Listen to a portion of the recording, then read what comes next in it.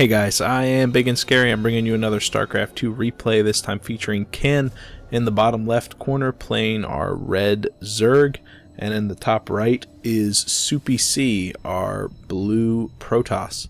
Replay was labeled as silver. It is Soupy comes up as bronze, so I'm just going to assume that this is a silver level player that somehow made it into bronze or one way or another.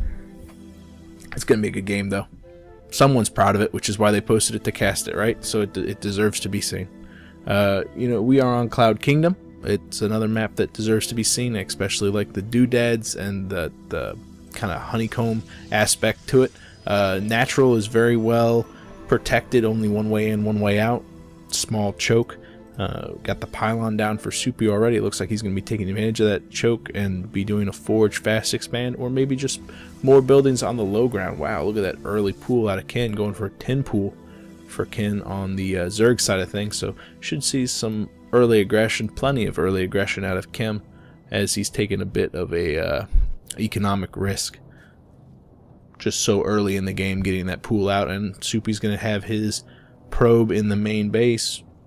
Plenty of time to see the spawning pool coming, plenty of time to get that forge down, complete the wall off, get a cannon. Forge has not gone down yet though, so he's got to hurry up. Pool's going to finish. Plenty of money left over for Ken to pop out 3 sets of Zerglings just to run off and punish Soupy for trying to take such an early expansion. The forge does go down finally, but the spawning pool finishes a queen on the way instead of Zerglings. So we're going to be there's the Zerglings. I thought we were going to reconsider that early aggression, but 6 Zerglings on the way. Great, good. Just wanted to spend that extra couple seconds to get the queen out first over the Zerglings. I understand that. Very important to have a lot of larvae so that when you do hit, you hit pretty strong. Hey, Zerglings pop. Going to be targeting down that probe, probably going to finish up their trek into the natural for Soupy. No Nexus down yet, but he's got plenty of money. I personally would be completing this wall off rather than throwing down the Nexus, because you've got to know that those Zerglings are underway. There goes 2 photon cannons and a gateway. Kind of an awkward placement for the wall off, incorporating the Vespene Geyser, leaving some gaps behind it and allowing units to kind of slip down to the south and then around to the right. Only taking a couple of pot shots from one of the photon cannons while they do that. Better placement would be the gateway, would be incorporating that up here flush into the wall, and then another pylon down, or maybe even just the photon cannon to complete the wall off. As things are now, it's not exactly tight, but it will definitely do the job. It looks like Ken has decided to get a hatchery out instead of so many early Zerglings. Wow, he's got a lot out right now, and another 8 are popping, so we're gonna have 20 in short order for Ken. I wonder what type of aggression he's intending while he's giving Soupy plenty of time to get that wall up. With the expansion behind it, I don't think it's going to be an all-in for Ken, but harvester count is actually incredibly small. Just 10 harvesters, 10 drones for Ken, 19 for Soupy, who's really just laying it on thick with the whole probe count. Not really concerned too much about the Zerglings. I guess that is a gap right there for the Zealot popping out. I'm not 100% sure if this is a gap where the Zealot's positioned. Maybe would have been better served down here, incorporating it into the wall off, but regardless, I don't think these Zerglings are going to pose too much of a problem unless they do sweep around to the south. 2 shots from a photon cannon will take out a Zergling, so assuming that this one is within range of the ramp, I think that Ken would lose about 6, maybe 8 of his Zerglings, making it in with at least 10 into the probe line for Soupy, so got to be concerned about that. It looks like Ken's shying away though from the photon cannon right now, just afraid of those little pop shots, and another Zealot's popping out, so Soupy should be in okay shape. Very nervous time for him though. Ken has secured his natural though, so he'll be working on that saturation. Hopefully the harvester count will blossom. 16 harvesters right now, so that's gone up a little bit. 22 for Soupy. Oh wow, an early layer too. Working on the 2 gas. I wonder what he's going to spend that gas for. Maybe speed, so that he can actually slip in his units and not take as many shots from the photon cannon. Only time will tell Only time will tell. Some early gas for Ken, not early gas for Soupy. That's pretty standard for the Protoss. Got to get that gas out, got to get the tech up. Working on warp gate tech immediately. That's a really good play. Want to be able to reinforce very quickly if these Zerglings do manage to slip in behind enemy lines. He's got 100 gas right now. Ken is not working on that Zergling speed. Rather, I guess just teching higher. Maybe he's intending on going for roaches. Go for kind of a bust all in on a 2-base. Almost zero saturation off of the natural. Saturation beginning to come along for Soupy though. His harvester count is significantly higher. Let's check on that chrono boosts for Soupy. He's got quite a lot saved up. It might be because he's intending on a higher tier later on, maybe air. Those zealots have repositioned enough time for me to realize that this is not a tight wall off. You can tell. You can tell it's just playing tricks on me, really. So, good placement for those zealots to complete that wall off. Stalker vigilantly standing guard down on the south side. Wow, a Hydralisk den for Ken. Hydralisks are not speed demons yet. This is not Heart of the Swarm. They're not going to be able to get in around those photon cannons and take advantage of the fact that that wall off is not airtight. So I wonder what Ken is thinking. It could be that he's thinking about a Doom Drop, maybe a Nidus Worm in the main. Maybe he's just worried about an airplay because Soupy has had so much time to get up his units. He's got that Spore Crawler out. You know what? I think that's what it is. Ken's kind of paranoid. He's got that early pool out because he was afraid of a cannon rush from the Protoss. And then he's got that Evo Chamber and Hydralisk, both anti-air units, because he's afraid of cheese from Soupy. So he's afraid of the proxy gateway cheese. He's afraid of the photon cannon cheese, which is why he does the early pool. And then he's afraid of air, like rushing to two Stargates to get out a couple of Void Rays, which is why he's rushing to anti-air. So I think Ken is just kind of paranoid. Ken's not trusting his Overlord. He could just suicide his Overlord and see that it's a 3-gate into Robo, or I guess 4-gate if you count that, and a Forge Fast Expand. This is why you scout, so you don't have to be paranoid. It's okay, Ken. It's okay. Just relax. You've got a pretty decent-sized army of Zerglings out right now. Only one sentry for Soupy, so he's not going to be thinking about moving out yet. Ken definitely has superiority in as far as map control goes, and his saturation down his natural is looking pretty good. He's still a little bit behind on the harvester count, but he's spending a lot of money in preparing for an inevitable raid, I guess, from the enemy. Nidus Worm Network. Okay, yeah, I guess that's what he's going to be using the Hydralisks for now that the anti-air isn't necessary. Is those Hydralisks are super slow, but once they get in to do damage, they can do quite a lot of damage. With that first Immortal popping out, Soupy's army can do quite a lot of damage too. It looks like he's beginning to move out. You wish that there were more sentries. He's got plenty of money saved up. Force fields from a sentry can just absolutely demolish Zerglings in a straight up fight and also trap them from escaping. These Zerglings will have no chance against this army one way or another, but with the force fields you can capture them and make it so that they can't deal any extra damage. Doubling down on the Immortal production. No roaches out for Ken. Little poke right here from Soupy. He decides to pull back, and the Zerglings, realizing that they're kind of outmatched in pure DPS, also fall back. Level 1 armor on the way for Ken. Nothing for Soupy as of yet, but he's really been focusing on higher tech things like this Nidus Worm that is going down in the main. 7 Hydralisks on the way. Those Hydralisks won't be completed in time for this Nidus to finish. Don't think there's any units actually in the Nidus Worm. Stalkers being warped in immediately by Soupy, just responding very quickly, taking down that Nidus Worm. Nothing was coming out of it. It wasn't really a feint because there were no units positioned to take advantage of the front, and Soupy did not pull back his entire army, just trusting that those 2 or 4 Stalkers were going to be enough to deal with that. It turns out they were, but if all of these Hydralisks were positioned inside the Nidus network, then those 4 Stalkers would have gone down pretty much instantly, and shortly thereafter all of the probes. Some more anti-air defense for Soupy. Quite a lot of photon cannons built off in the main base, as well as the natural.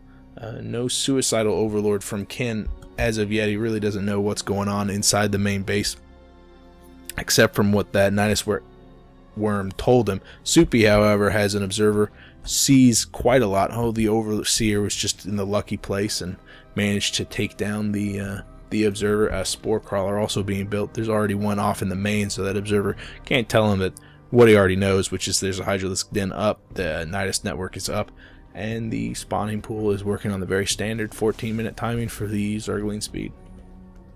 I think those Zerglings actually pulled back. Ken taking an awkward position for his third off in the top left corner. The third down here, kind of the middle ground, is a lot more convenient to take and hold because you've got sort of a narrower pathway leading into it, as well as a shorter walk from the natural. And the spire is going up in Ken's place, so it looks like he's double expanding behind the spire, finding a place to spend all the excess gas he's been accumulating. Soupy is just taking the time to really macro up 4 immortals in this intimidating army. He's got a very nice harvester count, covering all of his bases with pylons. I think a better placement for the Nidus network, I was a little busy at the time to point it out, would have been down here on the south side. This was in range of these assimilators, but down here usually you don't get building placement because it's so vulnerable to low ground fire. 2 spires. And I think that Nidus network would have gone undetected, and those hydralisks could have gotten out in the main base and actually done quite a lot of more damage. Twilight Council and Templar Archives, some storms could and will be very useful against the hydralisk den, as well as the mutas that will be coming out shortly from Ken. Both spires are in the main base, and that appears to be the only thing that Ken's been building. Well, it looks like some mutalisks are out on the way. Mutas are going to be pretty useful. The mobility of the stalkers is pretty limited. They don't have blink yet. Oh, it's going to be finishing any second now. Never mind, those mutalisks are going to die very, very quickly. Photon cannons are in the natural. There's one, I know, up in the main, and nothing protecting the third as of yet, but it's just now getting situated. Those mutas will be very useful at harassment, but not very useful in winning the game. Not very useful in taking out any probes unless this third remains undefended. Fourth is up, just now getting started to work in the harvester count. We can see that Ken's pretty far behind. Actually, Ken's in over his head. He's let Soupy get a ridiculous lead. I mean, look at this. Holy Templar Batman. It's a lot of Templars, and Storm is already on the way, and 1 or 2 storms will absolutely demolish the mutas. 8 of them are coming out just now. 5 are already done. You can see that number skyrocket to 13 as they prepare to move out. That's a pretty good number, and they'll be able to do quite a lot of damage, but got to be careful about all the static anti-air that's in place at the main and natural, as well as the mobile anti-air in the form of stalkers and even units that can be created on the fly. We can see he's got a 7-gate up, counting the one in the wall-off. Ken, he's got a good economy going. I mean, doesn't really have the harvester count to pull off 4 bases, but if he spent the money, he's floating over a K, he could get all those drones out, actually do, 7 drones on the way. That's, his heart's in the right place. He's definitely moving towards the correct in-game result, which is a very strong economy and some high-tech flying units, but I think he's just lacking a little bit on just the basics of what build order he wants to use. Kind of experimenting at this time, which is perfectly fine. I mean, Bronze Silver League, you experiment the way. That's how you learn the game. Soupy knows the game a little bit better. He knows what he wants to do, which is kill Zerg right now with a lot of AoE and some resilient units. Some storms going down on the drones, doing probably more damage to the zealots than anything else. Oh, the charge lots are just absolutely crushing that base. Level 1 armor finishing, level 2 weapons also done. Little move out from the mutalisks. It looks like they're heading to the south side, which will be the natural. Unfortunately, natural has 4 photon cannons, which is quite a lot of defense, and a very timely warp-in of stalkers will also aid in that defense. It looks like they're rallied up into the main. I think Soupy saw the mutas coming. Mutas arrive, begin to target down the photon cannons, taking quite a lot of damage, beginning to pull back. 12 mutas in total. I don't think one has gone down yet. Oh, but all these probes are clustered around this one photon cannon. A much better place for the mutas to actually start to deal damage. Stalkers, though, with their blink, reposition very quickly. Oh no, and the mutas are trapped. The resources lost tab showing you basically everything you need to know. No stalkers are going down in this fight, only mutas, and the mutas are very weak already from the photon cannons. finding the undefended third, beginning to focus down the nexus. Now you need to focus on those probes, and you need to get away from the range of the stalkers as they were recharging their blink. Once they blink down into the third, oh, these mutas flying right towards SoupyC's main army. SoupyC's pretty much maxed right now. Another large wave of mutas underway. Ken doubling down in this harassment, which really just was not very effective. I mean, check out the Harvester count. He's still head and shoulders above Ken, and Ken's on multiple bases. Even though it looks like the saturation here is absolutely dead, I think those probes, yeah, had just retreated to a safe distance away. Quite a lot of mutas, though, sitting in the wings. I wonder if this is where they're rallied. No, it looks like they're rallied to the right. I'm not sure why they're being sent here, probably just to protect them from the stalkers. SoupyC's had enough. It looks like he's moving off into the natural. Ken does not have any resilient units. A couple of storms from the High Templar are going to clean up the Hydras. No questions asked. It looks like some of the stalkers are on a move command or targeting down the Overseer. Probably just a misclick there, but once they actually do go to work, we can see the number of Hydralisks absolutely just falling down to almost zero. There's only one remaining. He's getting targeted down by those Zealots. No Hydras on the field. 30 of the Mutalisks. You can see the mini-map. They're heading off into the third again. Quite a lot of Mutalisks. Oh, but there's quite a lot of stalkers too. I think the mutas are going to take this. Yeah, 1-1 mutas against 2-1 stalkers. Probably mutas. Massive losses overall, I'm sure. But, yeah, the overall damage per second for this mutas are pretty good in a straight-up ball. You don't want to use them this way. You want to use them on probes. But overall, probably the best engagement that Ken has had so far. Not being able to hold back the just massive waves of SoupyC's army. He's going to be moving in, demolishing this is pretty much over for Ken at this time. Yeah, that's basically it. Mutas are still working on the expansion, some more warp-ins of the stalkers, but really what can SoupyC do with flying units ever trying to get into a direct engagement? The High Templars will just storm it to death. Some storms being spent on the Evo chamber while the mutas take out the rest of their Harvester count. 15 to 27, still SoupyC in the lead for the Harvester, even though he's had 2 of his bases wrecked by the Mutalisks. Just staying on top of the harassment, sending in wave after wave of stalkers, trying to push back those mutas. We're only down to a handful of mutas at this time. Yeah, 17, we had 30 just a little while ago. SoupyC's content to allow his warp-in stalkers just to deal with this harassment. I think Ken hasn't quite realized that he's lost yet. He's expanding off in the top left corner. Still going strong in the bottom right, but his tech structures are actually still intact back at the main. He's got 2 spires and a spawning pool, but they will die very slowly once the creep begins to recede. Oh, a good blink from SoupyC. Really catching those those mutas in the air, and only 19 remaining. He had a fresh wave of about 8 a little while ago to reinforce them, but again they're getting whittled down. The income is still there for SoupyC, and Ken's got quite a lot of money too. He just can't really spend it. He doesn't really have a lot of larvae, only 10 left. Not really spending them on anything. The stalkers on a move command, finally catching all of those mutas. They're going to go down one at a time. You can see down on the mini-map there are a couple more waiting in the wing, but 5 mutas aren't going to be able to take down the main army, let alone this massive warp-in of stalkers. I think this might actually be the main army now. This one is a little bit diminished with the absence of all the zealots. Wow, look at all those immortals. Roaches would not be a wise tech switch at this time. Stalkers finding the expansion in the top right. It looks like the stalkers from the warp-in are going to be moving down to the bottom right, or top left, bottom right. I know. So both of the bases are going to go down for Ken, and with these not having creep, they're going to die very shortly. Hey, Ken, GGing out. Good try. It was nice to see the spire, and your heart was in the right place with the Nidus network. Next time, have your units ready in the Nidus network, so once it finishes, you can just pop out, take care of anything that can be warped in. At that time, SoupyC only had a 4-gate, I think, and you could have dealt with that with the Hydras you had out, and you would have done massive damage, at least to the infrastructure, before the main army could recover and reposition, because it's pretty slow.